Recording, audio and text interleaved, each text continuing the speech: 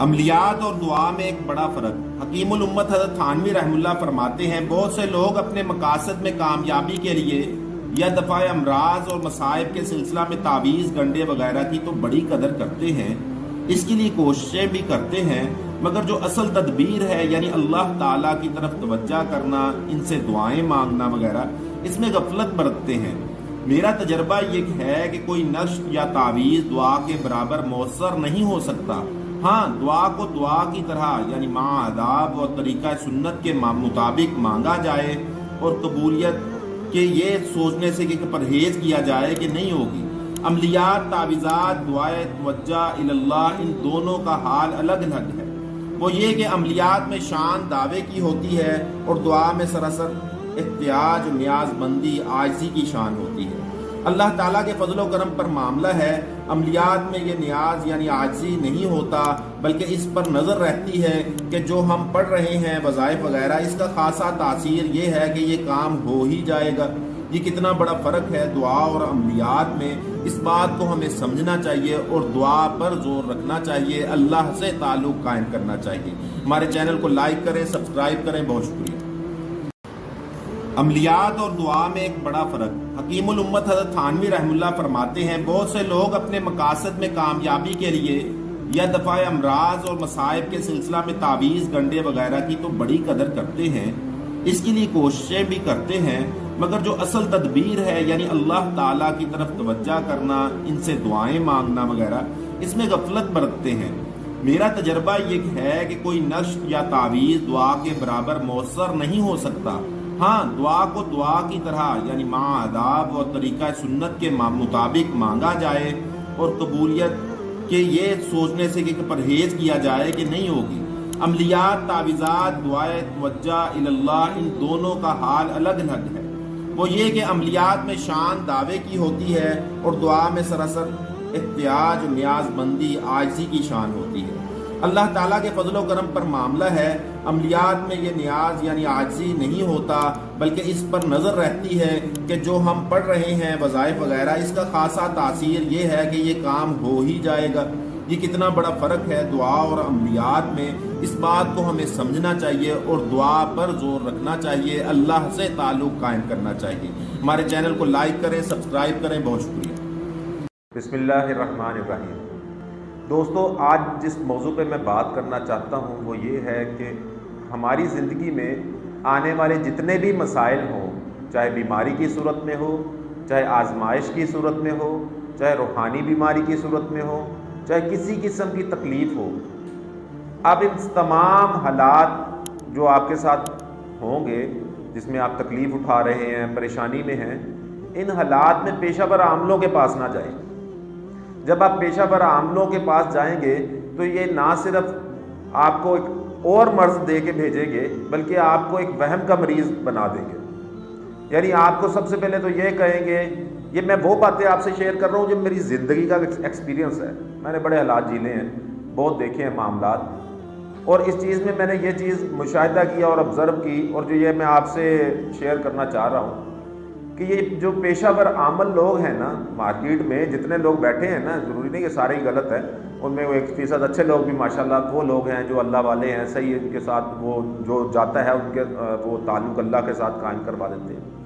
لیکن بہت سے ایسے ہیں جو اپنا ایسا چورن بیچ رہے ہیں نا کہ جو لوگ ان کے پاس جاتے ہیں وہ زیادہ بیمار ہو جاتے ہیں، ذہنی طور پر بھی، جسمانی طور پر بھی، اور روحانی طور پر بھی ان کو کوئی کسی قسم کا فائدہ نہیں ہوتا۔ تو میرے بھائیوں، میں آپ سے اپنے تجربے کی بنیاد پر یہ بات آپ کو تلقین کروں گا کہ وہ دعائیں، وہ اعمال جو نبی علیہ الصلوۃ والسلام نے احادیث میں اور قرآن پاک میں جو اللہ پاک نے ہمیں بتائے ہیں، ان کو اپنانا شروع کر دیں۔ چاہے جتنا بھی شدید جادو ہے، کوئی نظر بد کا معاملہ ہے یا جنات کا معاملہ ہے، آسیب کا معاملہ ہے، جیسا بھی کوئی معاملہ ہے، اب وہ اعمال شروع کر دیں جو نبی علیہ الصلوۃ والسلام نے ہمیں امت کو، پوری امت کو، ہم آپ سرکار کی امت ہے نا، تو ہمیں ہی بتایا ہے نا، وہ ہمارے لیے وہ آپ سرکار نے سب تمام امت کے لیے بتائے ہیں، ان اعمال کو اپنی زندگی میں لے آئیں۔ یعنی صبح کا اگر جب صبح کو آپ اٹھتے ہیں، فجر نماز آپ پڑھتے ہیں، اس کے بعد آپ ایک تسبیح لا الہ الا اللہ وحدہ لا شریک لہ لہ الملک و لہ الحمد وہو علی کل شیء قدیر کی پڑھ لیں۔ آپ روزانہ صبح کو اعوذ باللہ من الشیطان الرجیم 3 دفعہ پڑھنے کا اہتمام کریں، آیت الکرسی 3 دفعہ پڑھنے کا اہتمام کریں۔ نبی علیہ الصلوۃ والسلام نے فرمایا جو شخص صبح کو آیت الکرسی پڑھ لیتا ہے شام تک، اور شام کو جو پڑھ لیتا ہے صبح تک، اللہ پاک اسے شیطان سے محفوظ رکھتے ہیں۔ ہر نماز کے بعد آپ عادت بنا لیں کہ آپ نے چاروں کل پڑھ کے اپنے ہاتھوں پہ دم کر کے پورے جسم پہ پھیرنا ہے۔ رات کو سوتے وقت پھر یہ عمل دہرا لیں 3 دفعہ، یہ آخری تینوں صورتیں پڑھ لیں اور اپنے جسم پر ہاتھ پھیریں۔ یہ سنت عمل ہے، نبی علیہ الصلوۃ والسلام کا ساری زندگی یہ عمل رہ گیا۔ اور ہمارے جسم میں کسی قسم کا بھی جو جادو اور جنات کا جو معاملہ ہو، اللہ پاک اس کو آہستہ آہستہ کمزور کرتے کرتے بالکل وہ ختم ہو جاتے ہیں۔ اور اس سے اگلا جو مین حل جو ہے وہ ہے قرآن پاک کی تلاوت۔ آپ معمول بنا لیں کہ روزانہ فجر نماز کے بعد آپ نے قرآن پاک کی تلاوت اپنے گھر میں کرنی ہے۔ جب گھر میں قرآن پاک کی تلاوت کی جاتی ہے تو اللہ پاک تو فرماتے ہیں نا قرآن پاک میں کہ فرشتے اترتے ہیں صبح کے وقت، اور جس جگہ پہ فرشتے اترے وہاں پر شیطان رک ہی نہیں سکتا۔ تو میرے بھائیو، یہ اعمال جو ہیں اپنی زندگی میں لے آئیں، آپ دیکھیں کہ آپ کی زندگی میں سے تکلیفیں، پریشانیاں اور بیماریاں ختم ہو جائیں گی۔ بہت شکریہ۔ السلام علیکم ورحمۃ اللہ۔ عملیات اور دعا میں ایک بڑا فرق۔ حکیم الامت حضرت تھانوی رحمہ اللہ فرماتے ہیں بہت سے لوگ اپنے مقاصد میں کامیابی کے لیے یا دفاع امراض اور مصائب کے سلسلہ میں تعویذ، گنڈے وغیرہ کی تو بڑی قدر کرتے ہیں، اس کے لیے کوششیں بھی کرتے ہیں، مگر جو اصل تدبیر ہے یعنی اللہ تعالیٰ کی طرف توجہ کرنا، ان سے دعائیں مانگنا وغیرہ، اس میں غفلت برتتے ہیں۔ میرا تجربہ یہ ہے کہ کوئی نقش یا تعویذ دعا کے برابر مؤثر نہیں ہو سکتا۔ ہاں، دعا کو دعا کی طرح یعنی مع آداب اور طریقہ سنت کے مطابق مانگا جائے، اور قبولیت کہ یہ سوچنے سے کہ پرہیز کیا جائے کہ نہیں ہوگی۔ عملیات، تعویذات، دعائے توجہ اللہ، ان دونوں کا حال الگ الگ ہے۔ وہ یہ کہ عملیات میں شان دعوے کی ہوتی ہے اور دعا میں سراسر احتیاج، نیاز مندی، عاجزی کی شان ہوتی ہے۔ اللہ تعالیٰ کے فضل و کرم پر معاملہ ہے، عملیات میں یہ نیاز یعنی عاجزی نہیں ہوتا، بلکہ اس پر نظر رہتی ہے کہ جو ہم پڑھ رہے ہیں وظائف وغیرہ، اس کا خاصا تاثیر یہ ہے کہ یہ کام ہو ہی جائے گا۔ یہ کتنا بڑا فرق ہے دعا اور عملیات میں، اس بات کو ہمیں سمجھنا چاہیے اور دعا پر زور رکھنا چاہیے، اللہ سے تعلق قائم کرنا چاہیے۔ ہمارے چینل کو لائک کریں، سبسکرائب کریں۔ بہت شکریہ۔ بسم اللہ الرحمن الرحیم۔ دوستو، آج میں آپ کے ساتھ ایک ایسا تعویذ ہدیتاً آپ کو پیش کروں گا جو آپ کے ساتھ شیئر کرنے لگا ہوں کہ اگر کسی جادوگر نے کالے اور سفلی عمل کے ذریعے کسی شخص پر آسیب مسلط کر دیا ہو اور وہ اسے بہت زیادہ تکلیفیں دے رہا ہو اور وہ یہ سمجھ رہا ہو کہ اس کی مجھے جو ہے وہ اب میری جان نہیں چھوٹے گی، شاید علاج ممکن نہیں ہے، تو یہ ذہن سے نکال دے کہ اس کا علاج ممکن نہیں ہے۔ اس کا علاج ممکن ہے، اور یہ جو کلمات اس تعویذ میں آپ کو تحفۃً دے رہا ہوں، یہ کلمات جیسے لکھے ہیں بالکل سیم اسی طریقے سے ہر خاص و عام کو لکھنے کی اجازت ہے، کوئی بھی لکھ سکتا ہے، چاہے کوئی دوسرا شخص لکھ لے، مریض کے لیے مریض خود نہ لکھ سکتا ہو تو دوسرا شخص لکھ لے، اس کو بھی اجازت ہے۔ تو اس کا سب سے بڑا فائدہ یہ ہوگا کہ جو جادو سے مسلط کیا گیا ہے کوئی آسیب یا جن، کوئی بھی جو جادو کے ذریعے جادوگر نے مسلط کیا ہے وہ بھی ٹل جائے گا، جو حب کی بنیاد پر آیا ہے وہ بھی ٹل جائے گا۔ اصل میں ہوتا یہ ہے کہ جو ایک انسان ہے اگر وہ مرد ہے تو اس کے ساتھ ایک مونس جن، اور اگر کوئی عورت ہے تو اس کے ساتھ ایک مذکر جن، وہ عشق کے نام پر اس کے ساتھ مسلط ہو جاتا ہے۔ جو مرد ہیں ان کے ساتھ بہت زیادہ مسئلہ ہوتا ہے کہ ان کا رنگ پیلا ہو جاتا ہے، ناخن سفید ہو جاتے ہیں، بار بار رات کو ان کو ناپاکی ہوتی ہے، غسل فرض ہو جاتا ہے، طبیعت پر ہمیشہ بے چینی ہوتی ہے۔ خواتین میں یہ مسئلہ ہوتا ہے کہ ان کے مخصوص ایام میں وہ زیادہ تبدیلی آ جاتی ہے، ان کا معدہ خراب ہو جاتا ہے۔ تو یہ تعویذ بہت ہی مجرب ہے ایسے معاملات کے حل کے لیے۔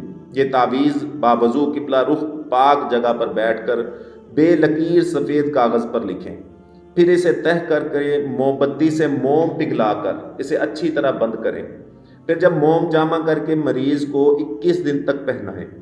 تعویذ کو بند کرنے میں یہ احتیاط رکھیں کہ بند کرنے سے پہلے کسی بے وضو کا ہاتھ اسے نہ لگے اور کوئی سوراخ بھی اس میں نہ رہ جائے۔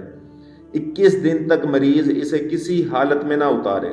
اگر بے چینی میں قدرے اضافہ ہو تو اسے برداشت کرے۔ اس میں ایک اہم بات جو میں آپ دوستوں سے گزارش کرنا چاہتا ہوں وہ یہ کہ جو لوگ تعویذ باندھنا پسند نہیں کرتے تو ان کے بارے میں میری ایک ذاتی رائے ہے کہ وہ ایسے لوگ اچھا کرتے ہیں، یعنی وہ توکل میں بہت بڑے ہیں۔ تو علاج کی غرض سے تعویذات کا استعمال جائز ہے اور کرنا بھی چاہیے۔ اگر علاج ہم چاہتے ہیں کہ ہمارا روحانی علاج ہو جائے اور دوائیوں سے ڈاکٹروں سے ہماری جان چھوٹ جائے، تو ایسے لوگ جو یہ پہننا پسند نہیں کرتے تو یہ لوگ اس تعویذ کو 11 دن تک پئیں، یعنی ایک بوتل میں یہ ڈال دیں اور اس تعویذ کو 11 دن تک اس پانی کو پینے کے لیے استعمال کریں۔ انشاءاللہ تعالیٰ ان کا بھی یہ مسئلہ حل ہو جائے گا اور اللہ پاک انہیں صحت اور تندرستی اس کی برکت سے عطا فرمائیں گے۔ حضرت فضیل بن عباس رحم اللہ تعالیٰ نے بوقت انتقال اپنی اہلیہ سے وصیت کی کہ جب مجھے دفن کر چکو تو میری دونوں بیٹیوں کو فلاں پہاڑ پر لے جانا اور آسمان کی طرف منہ کر کے کہنا، اے خداوند، فضیل نے مجھے وصیت کی ہے کہ جب تک میں زندہ رہا اپنی لڑکیوں کو اپنی طاقت کے مطابق اپنے پاس رکھا، اب جب تو نے قبر کے قید خانے میں مجھے قید کر دیا ہے تو میں اپنی لڑکیوں کو تیرے حوالے کرتا ہوں اور تجھے واپس دیتا ہوں۔ بعد تدفین آپ کی اہلیہ نے وصیت کے مطابق عمل کیا اور مناجات کر کے اپنی بے بسی پر بہت روئی۔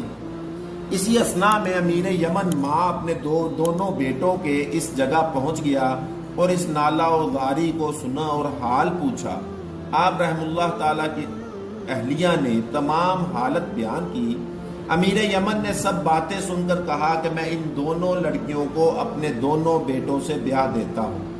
چنانچہ ان کو اپنے ہمراہ یمن لے گیا اور بزرگوں کو جمع کر کے 10-10 ہزار مہر پر ان کا نکاح کر دیا۔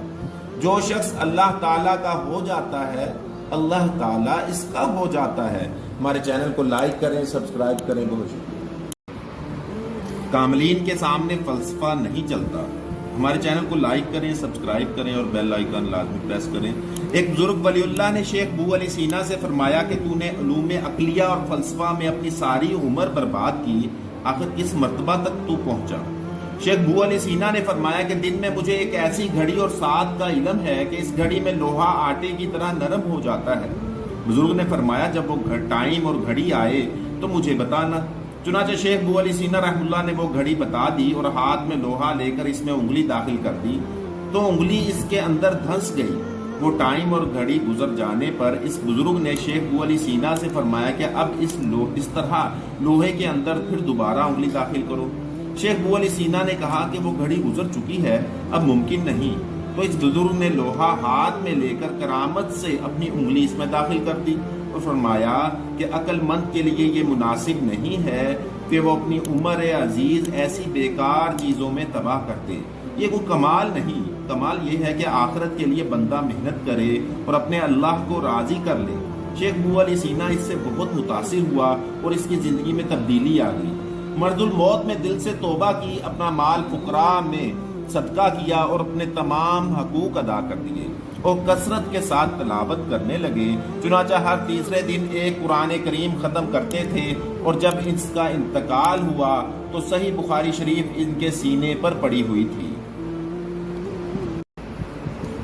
صاحب نسبت بزرگ خواجہ حسن نظامی صاحب رحم اللہ تعالیٰ دہلوی فرماتے ہیں، میرے پاس صدہا خطوط مریدوں اور عقیدت مندوں کے آتے ہیں جن میں قرضہ کی شکایت ہوتی ہے اور اس کے لیے دعا طلبی اور کسی چلتے ہوئے عمل، دست غیب یا بابرکت تعویذ یا کسی مؤثر دعا وغیرہ کی درخواست ہوتی ہے۔ میں یہ نہیں کہتا کہ دعاؤں میں اثر نہیں ہے، میں اسے تسلیم کرتا ہوں کہ اللہ تعالیٰ کے ناموں میں بڑی طاقت و قوت ہے، مگر میں ان لوگوں کو صاف صاف بتا دینا چاہتا ہوں کہ اللہ تعالیٰ کسی قوم کی حالت نہیں بدلتا جب تک کہ وہ اپنے آپ اپنی حالت نہ بدلے۔ یہ بات اللہ تعالیٰ نے قرآن مجید میں فرما دی، پس وہ کسی دعا کو جب ہی قبول کرے گا کہ دعا مانگنے والے میں اپنی حالت سنوارنے کی کوشش بھی دیکھے گا۔ تم لوگ یہ چاہتے ہو کہ چھپڑ پھاڑ کر خزانہ گھر میں آ جائے یا تکیا کے نیچے سے روپے رکھے ہوئے مل جایا کرے، یہ سب جھوٹ اور غلط ہے۔ اس میں تعویذ، گنڈے کرنے والے، پیشہ ور عاملوں اور پیر فقیروں کی مکاریوں اور دغابازیوں کا بڑا دخل ہے۔ یعنی دعا کی اصل حقیقت کو سمجھیں اور اس میں خود بھی آپ کوشش کریں کہ جو ہم عمل جس کے لیے دعا مانگ رہے ہیں اس کے لیے ہم بھرپور کوشش کریں۔ اللہ تعالیٰ سے دعا ہے اللہ تعالیٰ ہمیں عمل اور کام میں کامیابی عطا فرمائے۔ ہمارے چینل کو لائک کریں، سبسکرائب کریں۔ بہت شکریہ۔ حکیم الامت رحم اللہ صاحب نسبت خواجہ سب سے حسن پہلے نظامی صاحب سننے والوں سے گزارش کریں گے کہ ہمارے چینل کو لازمی لائک میرے پاس صدحا میرٹھ میں ایک دیندار بزرگ تھے، اللہ تعالیٰ نے انہیں جن میں قرضہ کی شکایت یعنی اکثر ان کی دعا اور اس کے لیے دعا طلبی اور کسی چلتے ہوئے عمل دست غیب یا بابرکت کچھ لوگ انہیں چھیڑ چھاڑ کے علاوہ کسی مؤثر دعا انہوں نے کئی مرتبہ منع کیا مگر وہ باز نہ آئے۔ میں یہ نہیں کہتا کہ دعاؤں میں اثر نہیں ہے، میں اسے تسلیم کرتا ہوں کہ اللہ تعالیٰ نتیجہ یہ ہوا کہ خاندان اور خصوصاً تنگ کرنے والے مگر میں ان لوگوں کو صاف جب ان کی دشواریاں بڑھیں تو کہ اللہ تعالیٰ کسی قوم کی حالت نہیں بدلتا جب تک کہ وہ اپنے آپ اپنی تب وہ ان بزرگ سے معافیاں مانگنے یہ بات لگے، اللہ لیکن تعالیٰ نے بزرگ قرآن چونکہ مجید میں بہت فرما دکھی دیے تھے، اس لیے بس معافی وہ کا کسی پروانہ نہ دعا دینے کو کو جب بھی قبول کرے فی گا الحال یہ لوگ کہ دعا مانگنے والے میں اپنی حالت سنوارنے کی کوشش بھی دیکھے گا۔ جس سے حضرت کی تم طبیعت لوگ پر یہ چاہتے ہو کہ چھپڑ پھاڑ کر خزانہ گھر میں آ جائے یا تکیا کے نیچے سے روپے رکھے ہوئے مل جایا کرے، یہ سب ادھر ان جھوٹ اور بزرگوں غلط کی یہ کیفیت اس تھی میں کہ وہ خود ہی تعویذ خانہ کرنے بھون کے کرنے لیے چل پڑے، پیشہ راستے میں جہاں اور ریل فقیروں کی کیا دیکھتے ہیں کہ بزرگ پلیٹ فارم بڑا پر آواز لگاتے پھرتے یعنی ہیں دعا کی کہ وہ اصل کون صاحب ہے حقیقت کو جنہیں حضرت سمجھیں تھانوی رحمہ اور اللہ اس نے میں میرٹھ سے خود مجھے بھی لانے کو آپ بھیجا ہے، کوشش وہ کریں مجھ سے مل کہ لیں، جو ہم میں ان عمل کے جس ساتھ کے چلنے لیے کو دعا تیار مانگ ہوں۔ رہے ہیں یہ اس کے لیے ہم حضرات بھرپور کے ہمراہ کوشش خانہ کریں۔ بھون پہنچے اللہ تو تعالیٰ سے انہیں دعا ایذا ہے پہنچانے والوں کی حالت کام میں کامیابی عطا فرمائے۔ ہمارے چینل کو لائک کریں، سبسکرائب کریں، بہت دینے کا کہا مگر وہ اتنے صاحب نسبت اور رنجیدہ تھے کہ موقع چلے جاتے مگر معافی اور دعائے خیر ان کے منہ سے نہ نکلتے ہیں۔ میرے پاس آپ کی سکینی کو سمجھتے ہوئے یہ ترکیب اختیار کی کہ بزرگ سے جن میں فرمایا قرضہ بے کی شک آپ شکایت ان کے سلانے کا بہت اور اس اثر کے لیے ہے دعا آپ طلبی پر۔ اور کسی اچھا چلتے آپ ہوئے اتنا عمل تو کریں کہ میں دعا کرتا ہوں آپ سے آمین کہتے ہیں۔ تعویذ یا کسی چنانچہ آپ نے مؤثر دعا کر دینے کے الفاظ کہے اور ان بزرگ نے آپ کی میں دعا یہ پر نہیں آمین کہتا کہا۔ کہ دعاؤں میں اثر نہیں ہے، میں اسے دعا بھی تسلیم سامنے کرتا آ گئی ہوں کہ اللہ بھی تعالیٰ حاصل کے ہو گیا۔ نام میں بڑی حضرت نے ان طاقت لوگوں کو اور قوت سمجھا ہے، کر واپس مگر میں دیا۔ ان لوگوں کو بعد میں ان صاف کے صاف حالات بھی دینا چاہتا ہوں کہ پھر اللہ حضرت نے تعالیٰ خلوت میں کسی ان لوگوں سے قوم کی فرمایا کہ حالت اللہ نہیں تعالیٰ نے آپ کو بدلتا مستجاب جب تک کہ دعا وہ کا اپنے درجہ عطا آپ فرمایا ہے۔ اپنی حالت اس نہ کا یہ بدلتا۔ مطلب نہیں کہ یہ بجائے بات مخلوق اللہ کے تعالیٰ نے خدا قرآن کے مجید میں لیے فرما دعائے دی، خیر کرنے بس کے وہ ایذا کسی پہنچانے دعا کو والوں کے جب لیے بھی تو دعا قبول کرے کرے گا کہ دعا مانگنے توبہ والے کریں میں اور اپنی آئندہ حالت کسی کے لیے بھی سنوارنے کی دعا کوشش نہ بھی کرنے دیکھے کا گا۔ عزم کریں۔ تم بلکہ لوگ اچھی یہ چاہتے ہو دعاؤں کہ کی عادت چھپڑ بنائیں پھاڑ کر کہ خزانہ اللہ گھر تعالیٰ میں آ جائے یا تکیا کے نیچے سے روپے رکھے ہوئے مل جایا کرے، یہ سب جھوٹ اور غلط چند لمحوں میں ہے۔ اس میں تعویذ گنڈے کرنے والے پیشہ بسم اللہ الرحمن الرحیم۔ مفتی تقی عثمانی صاحب بیان کرتے ہیں کہ ایک مرتبہ میں نے سفر میں حضرت درخواستی عبداللہ درخواستی رحم اللہ کے ساتھ راستے میں کہیں قیام کیا۔ رات کے 1-1:30 بجے تک حضرت کے ساتھ حضرت کے سونے کے کمرے میں رہے، پھر ہمیں اجازت ملی کہ جا کر سو جائیں۔ ہم سب لوگ اپنے اپنے کمروں میں چلے گئے۔ مجھے تقاضا کے لیے اچانک اٹھنا پڑا تو میں نے حضرت کے کمرے کی کھڑکی میں بے ارادہ جھانکا۔ باہر کی روشنی جو اندر کمرے میں جا رہی تھی، اس کی وجہ سے کمرے کا اندرونی منظر نظر آ رہا تھا۔ میں نے دیکھا کہ کمرے میں جب حضرت کھڑے ہیں اور کسی اندیکھی مخلوق سے ہاتھ ہلا ہلا کر ہاتھ پر ہاتھ مارتے ہوئے زیر لب مسکراتے ہوئے آہستہ آہستہ باتیں کر رہے ہیں۔ میری اس تاک جھانک کی انہیں خبر نہ ہوئی۔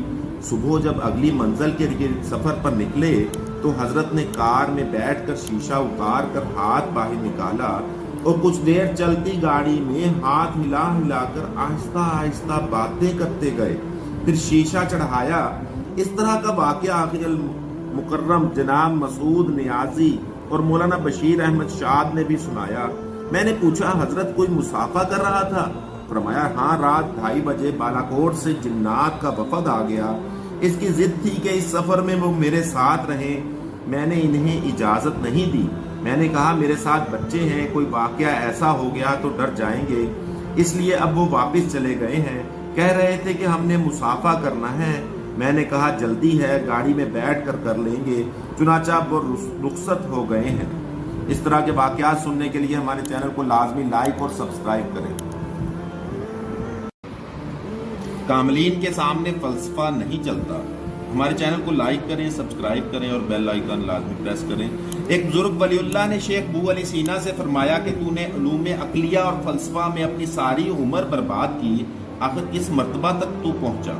शेख बू अली सीना ने फरमाया कि दिन में मुझे एक ऐसी घड़ी और साथ का इल्म है कि इस घड़ी में लोहा आटे की तरह नरम हो जाता है। बुजुर्ग ने फरमाया जब वो टाइम और घड़ी आए तो मुझे बताना।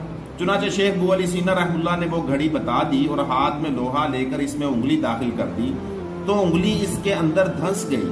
वो टाइम और घड़ी गुजर जाने पर इस बुजुर्ग ने शेख बू अली सीना से फरमाया कि अब इस तरह लोहे के अंदर फिर दोबारा उंगली दाखिल करो। शेख बू अली सीना ने कहा कि वो घड़ी गुजर चुकी है, अब मुमकिन नहीं। तो इस बुजुर्ग ने लोहा हाथ में लेकर करामत से अपनी उंगली इसमें दाखिल कर दी और फरमाया कि अक्लमंद के लिए ये मुनासिब नहीं है कि वो अपनी उम्र अजीज ऐसी बेकार चीज़ों में तबाह करते। ये कोई कमाल नहीं, कमाल ये है कि आखिरत के लिए बंदा मेहनत करे और अपने अल्लाह को राज़ी कर ले। शेख बू अली सीना इससे बहुत मुतासिर हुआ और इसकी ज़िंदगी में तब्दीली आ गई।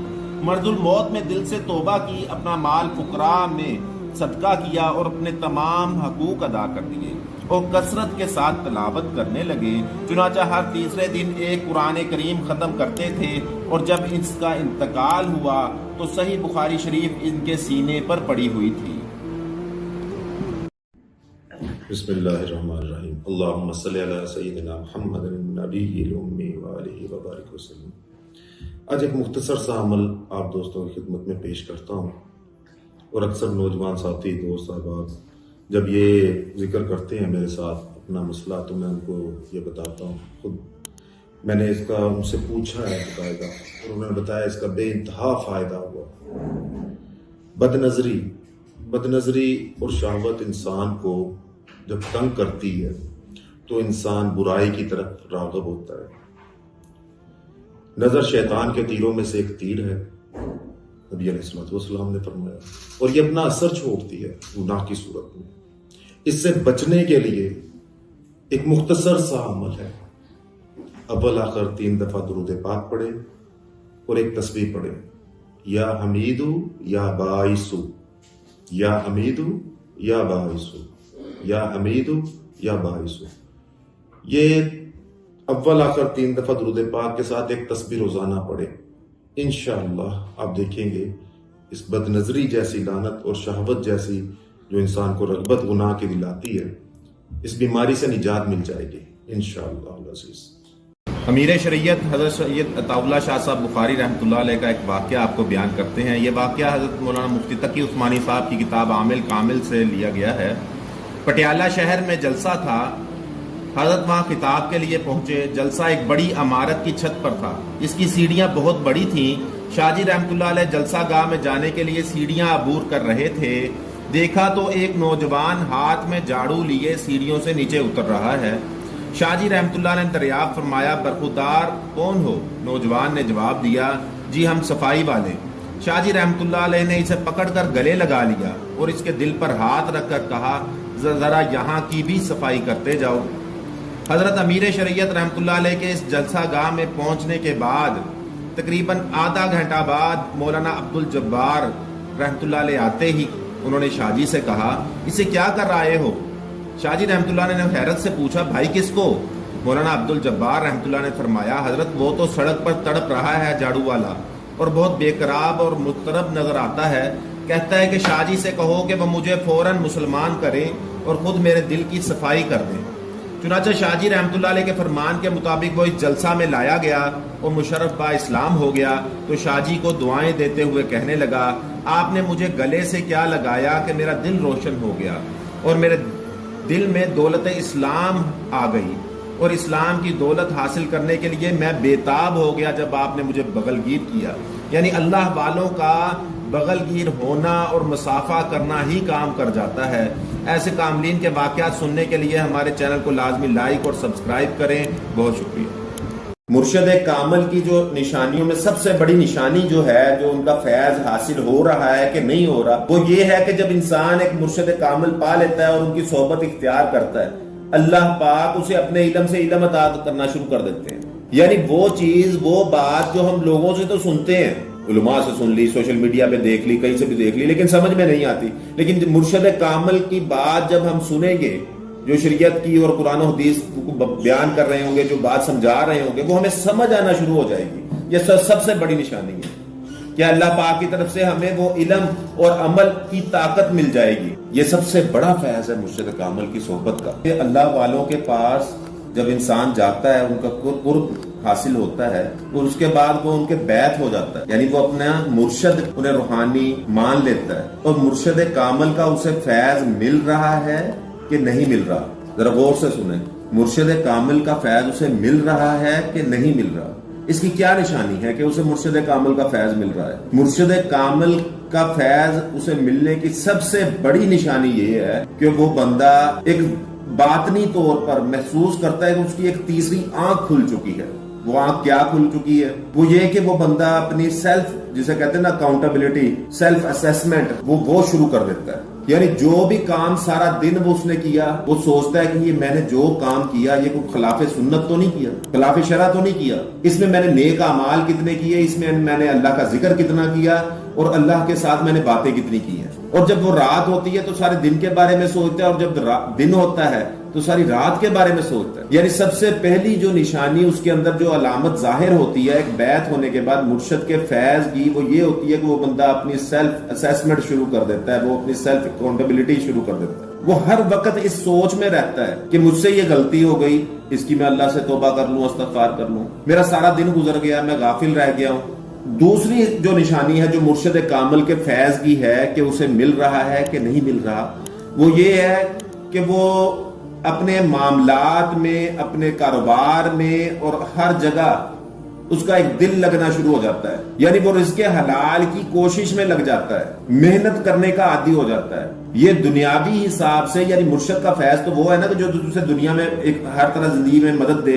और सबसे अहम बात यह है कि वो उस बंदे को जाहिरी तौर पर भी दिली सुकून और इत्मीनान हासिल हो जाता है। अब जो बंदा ये सोचता है कि भाई मैं अपना सारा दिन जो है वो सारा सुन्नत के मुताबिक गुजारूं, अपने मामलात सारे सुन्नत के मुताबिक हों, मैं अपने मामलात में किसी तरह की खियानत ना बरतूं और आमाल में बढ़ से बढ़कर अमल करूं, वो तभी मुमकिन है जब उसे मुर्शिद कामिल का फैज मिल रहा होता है। यानी अगर किसी बंदे को मुर्शिद कामिल का फैज नहीं मिल रहा ना, तो वो वैसे बेराहवी का शिकार रहेगा, गुनाहों में मुब्तला रहेगा। यानी आपके मुर्शिद कामिल हैं जिनकी आप सोहबत में बैठते हैं तो आप उनका फैज हासिल कर रहे हैं, और वो आपकी जिंदगी का धारा ही बदल देते हैं, आपकी सोच का धारा ही बदल देते हैं। आप अपनी सोच में भी दुआ कर रहे होते हो। और सबसे बड़ी बात ये कि इंसान को अल्लाह के हबीब अलैहिस्सलाम और आपकी आले पाक से मोहब्बत नसीब हो जाती है। यानी मुर्शिद कामिल जब इंसान को मिलते हैं, इंसान उनके पास बैठता है, उनके फैज की सबसे बड़ी निशानी ये है कि उस इंसान का ईमान मुकम्मल हो जाता है जब नबी अलैहिस्सलाम की ज़ात पाक और आपकी आले पाक के साथ उसे सच्ची और खरी मोहब्बत हासिल हो जाती है। यह मुर्शिद कामिल के फैज की सबसे बड़ी अलामत है। इंशाअल्लाह इस तरह की मजीद बातें और वीडियोस और ऑडियो सुनने के लिए हमारे चैनल को लाइक करें, सब्सक्राइब करें और बेल आइकन लाजमी प्रेस करें। बिस्मिल्लाहिर्रहमानिर्रहीम। दोस्तों, आज जिस मौजू पे मैं बात करना चाहता हूँ वो ये है कि हमारी ज़िंदगी में आने वाले जितने भी मसाइल हों, चाहे बीमारी की सूरत में हो, चाहे आजमाइश की सूरत में हो, चाहे रूहानी बीमारी की सूरत में हो, चाहे किसी किस्म की तकलीफ़ हो, अब इन तमाम हालात जो आपके साथ होंगे, जिसमें आप तकलीफ़ उठा रहे हैं, परेशानी में हैं, इन हालात में पेशावर आमलों के पास ना जाएं।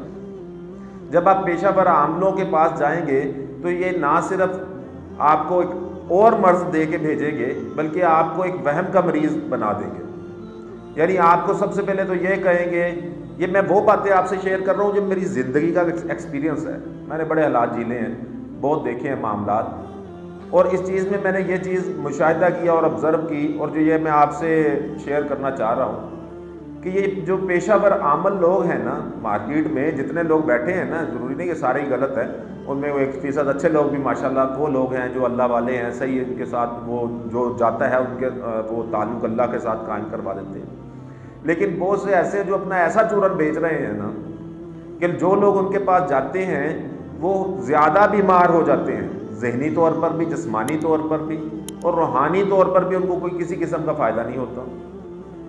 تو میرے بھائیوں، میں آپ سے اپنے تجربے کی بنیاد پر یہ بات آپ کو تلقین کروں گا کہ وہ دعائیں، وہ اعمال جو نبی علیہ الصلوۃ والسلام نے احادیث میں اور قرآن پاک میں جو اللہ پاک نے ہمیں بتائے ہیں، ان کو اپنانا شروع کر دیں۔ چاہے جتنا بھی شدید جادو ہے، کوئی نظر بد کا معاملہ ہے یا جنات کا معاملہ ہے، آسیب کا معاملہ ہے، جیسا بھی کوئی معاملہ ہے، اب وہ اعمال شروع کر دیں جو نبی علیہ الصلوۃ والسلام نے ہمیں امت کو، پوری امت کو، ہم آپ سرکار کی امت ہے نا، تو ہمیں ہی بتایا ہے نا، وہ ہمارے لیے وہ آپ سرکار نے سب تمام امت کے لیے بتائے ہیں، ان اعمال کو اپنی زندگی میں لے آئیں۔ یعنی صبح کا، اگر جب صبح کو آپ اٹھتے ہیں، فجر نماز آپ پڑھتے ہیں، اس کے بعد آپ ایک تسبیح لا الہ الا اللہ وحدہ لا شریک لہ لہ الملک ولہ الحمد وہو علی کل شیء قدیر کی پڑھ لیں۔ آپ روزانہ صبح کو اعوذ باللہ من الشیطان الرجیم 3 دفعہ پڑھنے کا اہتمام کریں، آیت الکرسی 3 دفعہ پڑھنے کا اہتمام کریں۔ نبی علیہ الصلوۃ والسلام نے فرمایا جو شخص صبح کو آیت الکرسی پڑھ لیتا ہے شام تک، اور شام کو جو پڑھ لیتا ہے صبح تک، اللہ پاک اسے شیطان سے محفوظ رکھتے ہیں۔ ہر نماز کے بعد آپ عادت بنا لیں کہ آپ نے چاروں کل پڑھ کے اپنے ہاتھوں پہ دم کر کے پورے جسم پہ پھیرنا ہے۔ رات کو سوتے وقت پھر یہ عمل دہرا لیں 3 دفعہ، یہ آخری تینوں صورتیں پڑھ لیں اور اپنے جسم پر ہاتھ پھیریں۔ یہ سنت عمل ہے، نبی علیہ الصلوۃ والسلام کا ساری زندگی یہ عمل رہ گیا۔ اور ہمارے جسم میں کسی قسم کا بھی جو جادو اور جنات کا جو معاملہ ہو، اللہ پاک اس کو آہستہ آہستہ کمزور کرتے کرتے بالکل وہ ختم ہو جاتے ہیں۔ اور اس سے اگلا جو مین حل جو ہے وہ ہے قرآن پاک کی تلاوت۔ آپ معمول بنا لیں کہ روزانہ فجر نماز کے بعد آپ نے قرآن پاک کی تلاوت اپنے گھر میں کرنی ہے۔ جب گھر میں قرآن پاک کی تلاوت کی جاتی ہے تو اللہ پاک تو فرماتے ہیں نا قرآن پاک میں کہ فرشتے اترتے ہیں صبح کے وقت، اور جس جگہ پہ فرشتے اترے وہاں پر شیطان رک ہی نہیں سکتا۔ تو میرے بھائیوں، یہ اعمال جو ہیں اپنی زندگی میں لے آئیں، آپ دیکھیں کہ آپ کی زندگی میں سے تکلیفیں، پریشانیاں اور بیماریاں ختم ہو جائیں گی۔ بہت شکریہ۔ السلام علیکم ورحمۃ اللہ۔ اگر کسی طالب علم کے ساتھ یہ مسئلہ ہے کہ اس کو یادداشت کمزوری ہے، یعنی اس کو جو سبق یاد کرتا ہے وہ یاد نہیں ہوتا، تو اس کا بڑا مجرب حل آپ کو بتاتے ہیں دوستو۔ حضرت مولانا مفتی ضرب علی خان صاحب اکثر اپنے بیانات میں فرماتے تھے کہ مجھ سے کوئی بھی طالب علم اگر یہ تذکرہ کرتا ہے کہ مجھے اپنا سبق یاد نہیں ہوتا یا مجھے اپنی ذہنی کیفیت پہ بھروسہ نہیں ہے، تو میں چاہتا ہوں کہ مجھے امتحانات میں کامیابی ملے اور ہر طرح سے میں آسانی محسوس کروں کہ جو بھی لفظ پڑھوں وہ مجھے یاد ہو جائے۔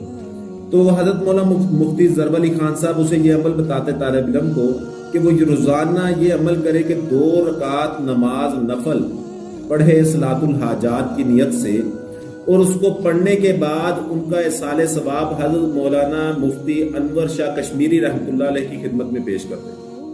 حضرت مولانا مفتی انور شاہ کشمیری رحمۃ اللہ علیہ کو اللہ پاک نے بہت ہی ذہانت اور فطانت عطا فرمائی تھی کہ ان کو لاکھوں کتابیں زبانی یاد تھی، اور اللہ پاک جب حضرت مولانا انور شاہ کشمیری رحمۃ اللہ علیہ کو اصالِ ثواب بخشا جاتا ہے تو حضرت مفتی ضرب علی خان صاحب کے بقول کہ اس طالب علم کو اللہ پاک وہی ذہانت عطا فرماتے ہیں۔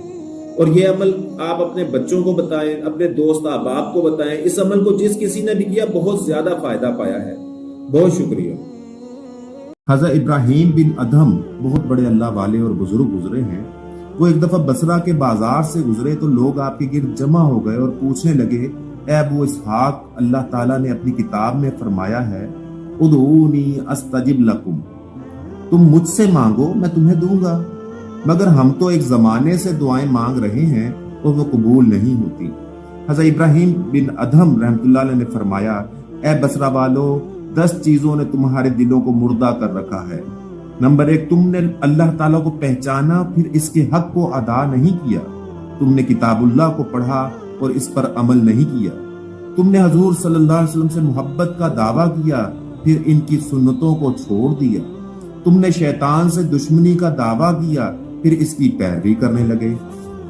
تم نے کہا ہمیں جنت سے پیار ہے مگر اس کے لیے تم نے کوئی عمل نہیں کیا۔ تم نے کہا ہم جہنم سے ڈرتے ہیں اور پھر تم نے اپنی جانیں اسی کے لیے رہن رکھ دی۔ تم نے کہا موت حق ہے اور پھر تم نے اس کے لیے کوئی تیاری نہیں کی۔ تم نے اپنے بھائیوں کی عیب جوئی کی तुमने अपने मुर्दे दफनाए फिर इनसे इबरत ना पकड़ी। ये नसीहतें 10 नसीहतें हज़रत इब्राहीम बिन अदहम रहमतुल्लाह अलैह ने बसरा वालों को की, जिसमें हमारे लिए भी एक सबक है। इस्मुल आज़म का इल्म रखने वाले एक शेख मुहतरम की खिदमत में एक सालिक हाजिर हुआ और इस्मुल आज़म सिखाने की दरख्वास्त की।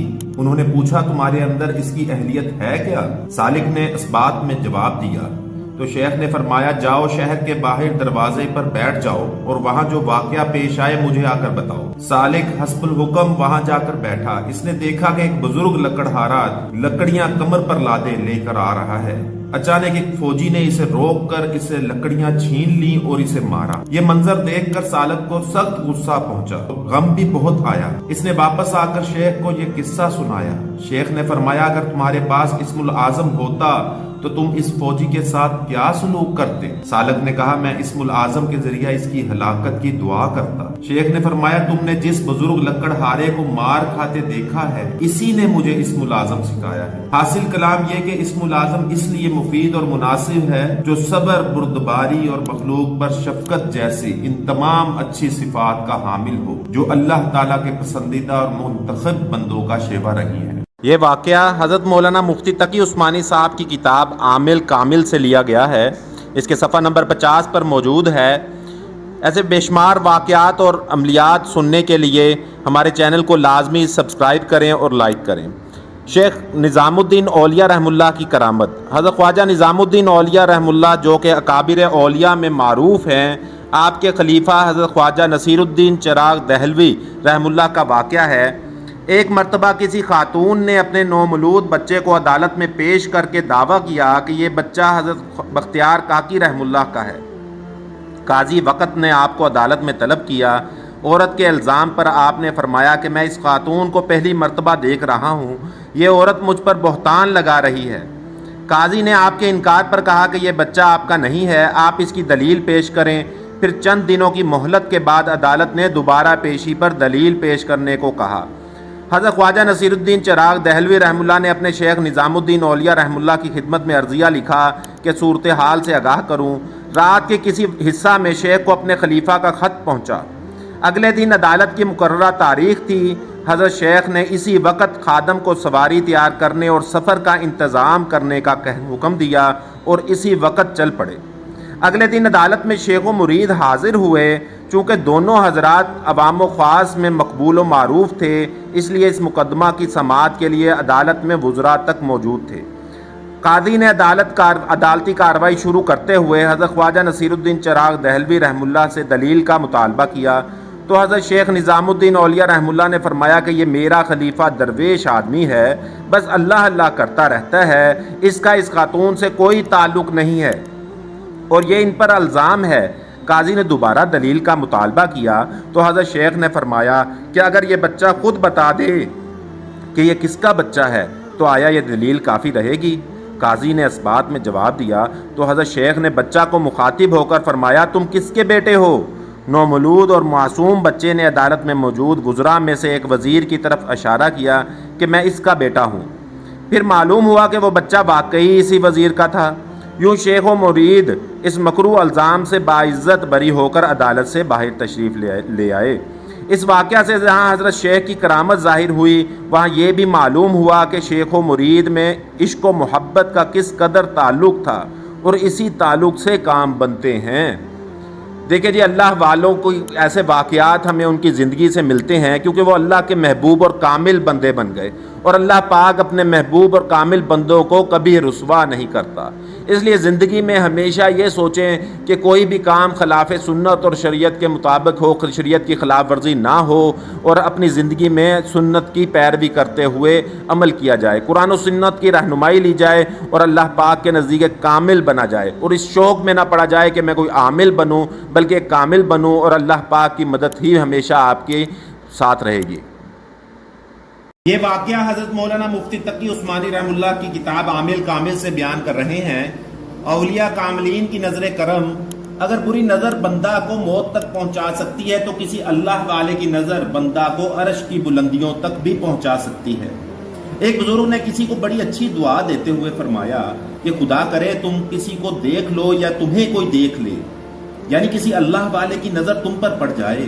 اللہ والوں کی نظر عنایت ہو، توجہ اور دعاؤں سے آدمی کی آخرت ہی نہیں دنیا بھی نمونہ جنت بن جاتی ہے. وہ اس صحبت کی برکت سے اللہ تعالیٰ کا قرب اور ولایت کی منزلیں دو دنوں میں طے کر لیتے ہیں. حکیم الامت حضرت تھانوی رحم اللہ فرماتے ہیں کہ صحبت اولیاء کو جو 100 سالہ طاعت بے ریا سے بہتر قرار دیا گیا ہے، یعنی میرے نزدیک تو لاکھ سال طاعت سے بھی بہتر ہے، کیونکہ اللہ والوں کی چند لمحوں کی صحبت میں کان میں ایسی بات پڑ جاتی ہے جو اعمال صالحہ کی توفیق، حسن خاتمہ اور عقائد کی درستگی کا سبب بن کر ساری زندگی کی عبادت پر فائق ہو جاتی ہے. اللہ والوں کی صحبت زندگی کے ہر قدم پر دین دنیا کے فوائد کی ضامن ہے. اللہ والوں کی نظر کیسے کام کرتی ہے، ایک واقعہ سنیے. امام راضی رحم اللہ جو بڑے مفسر قرآن ہیں، جب ان کا انتقال ہونے لگا تو شیطان حاضر ہو کر اللہ تعالیٰ کے بارے میں مکالمہ کرنے لگا. امام صاحب اپنے علم کے مطابق اس کو دلائل دیتے رہے، لیکن شیطان ان کی ہر دلیل کو رد کرتا رہا. اسی کشمکش میں ان کے شیخ جو اس وقت وضو فرما رہے تھے، انہیں اللہ تعالیٰ کی طرف سے القا ہوا تو آپ نے وہیں سے بیٹھے ہوئے فرمایا کہ راضی کہہ دو کہ میں اللہ تعالیٰ کو بغیر دلیل کے مانتا ہوں. بس امام راضی رحم اللہ کا کہنا تھا کہ روح پرواز کر گئی. علم و فضل کے عظیم سلطان امام راضی رحم اللہ کو اللہ والوں کی صحبت نے حسن خاتمہ سے نوازا. اس واقعہ سے یہ بھی معلوم ہوا کہ آدمی علم پر اکتفا نہ کرتا رہے، بلکہ عوام و خواص ہم سب کی ضرورت ہے کہ ہم خود کو اللہ والوں کی فیض بری نظر کا محتاج سمجھیں. اس طرح کے بے شمار واقعات، اللہ والوں کے کاملین کے واقعات سننے کے لیے ہمارے چینل کو لازمی سبسکرائب کریں، لائک کریں اور شیئر بھی لازمی کریں. بہت شکریہ. حضرت ابراہیم بن ادھم بہت بڑے اللہ والے اور بزرگ گزرے ہیں. وہ ایک دفعہ بصرہ کے بازار سے گزرے تو لوگ آپ کے گرد جمع ہو گئے اور پوچھنے لگے، اے ابو اسحاق، اللہ تعالیٰ نے اپنی کتاب میں فرمایا ہے ادعونی استجب لکم، تم مجھ سے مانگو میں تمہیں دوں گا، مگر ہم تو ایک زمانے سے دعائیں مانگ رہے ہیں اور وہ قبول نہیں ہوتی. حضرت ابراہیم بن ادھم رحمۃ اللہ علیہ نے فرمایا، اے بصرہ والو، 10 چیزوں نے تمہارے دلوں کو مردہ کر رکھا ہے. نمبر 1، تم نے اللہ تعالیٰ کو پہچانا پھر اس کے حق کو ادا نہیں کیا. تم نے کتاب اللہ کو پڑھا اور اس پر عمل نہیں کیا. تم نے حضور صلی اللہ علیہ وسلم سے محبت کا دعویٰ کیا پھر ان کی سنتوں کو چھوڑ دیا. تم نے شیطان سے دشمنی کا دعویٰ کیا پھر اس کی پیروی کرنے لگے. تم نے کہا ہمیں جنت سے پیار ہے، مگر اس کے لیے تم نے کوئی عمل نہیں کیا. تم نے کہا ہم جہنم سے ڈرتے ہیں اور پھر تم نے اپنی جانیں اسی کے لیے رہن رکھ دی. تم نے کہا موت حق ہے اور پھر تم نے اس کے لیے کوئی تیاری نہیں کی. تم نے اپنے بھائیوں کی عیب جوئی کی. تم نے اپنے مردے دفنائے پھر ان سے عبرت نہ پکڑی. یہ نصیحتیں 10 نصیحتیں حضرت ابراہیم بن ادھم رحمۃ اللہ علیہ نے بصرہ والوں کو کی، جس میں ہمارے لیے بھی ایک سبق ہے. حضرت ابراہیم بن ادھم بہت بڑے اللہ والے اور بزرگ گزرے ہیں. وہ ایک دفعہ بصرہ کے بازار سے گزرے تو لوگ آپ کے گرد جمع ہو گئے اور پوچھنے لگے، اے ابو اسحاق، اللہ تعالیٰ نے اپنی کتاب میں فرمایا ہے ادعونی استجب لکم، تم مجھ سے مانگو میں تمہیں دوں گا، مگر ہم تو ایک زمانے سے دعائیں مانگ رہے ہیں اور وہ قبول نہیں ہوتی. حضرت ابراہیم بن ادھم رحمۃ اللہ علیہ نے فرمایا، اے بصرہ والو، 10 چیزوں نے تمہارے دلوں کو مردہ کر رکھا ہے. نمبر 1، تم نے اللہ تعالیٰ کو پہچانا پھر اس کے حق کو ادا نہیں کیا. تم نے کتاب اللہ کو پڑھا اور اس پر عمل نہیں کیا.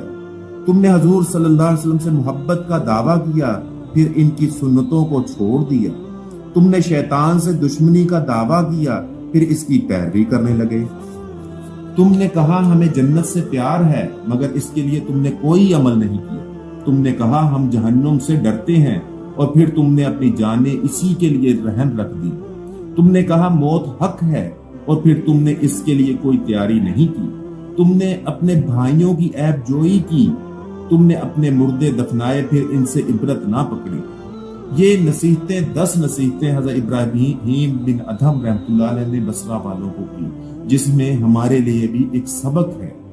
اس ملازم کا علم رکھنے والے ایک شیخ محترم کی خدمت میں ایک سالک حاضر ہوا اور اسم العظم سکھانے کی درخواست کی۔ انہوں نے پوچھا تمہارے اندر اس کی اہلیت ہے کیا؟ سالک نے اس بات میں جواب دیا تو شیخ نے فرمایا جاؤ شہر کے باہر دروازے پر بیٹھ جاؤ اور وہاں جو واقعہ پیش آئے مجھے آ کر بتاؤ۔ سالک حسب الحکم وہاں جا کر بیٹھا۔ اس نے دیکھا کہ ایک بزرگ لکڑہارا لکڑیاں کمر پر لادے لے کر آ رہا ہے۔ اچانک ایک فوجی نے اسے روک کر اسے لکڑیاں چھین لی اور اسے مارا۔ یہ منظر دیکھ کر سالک کو سخت غصہ پہنچا، غم بھی بہت آیا۔ اس نے واپس آ کر شیخ کو یہ قصہ سنایا۔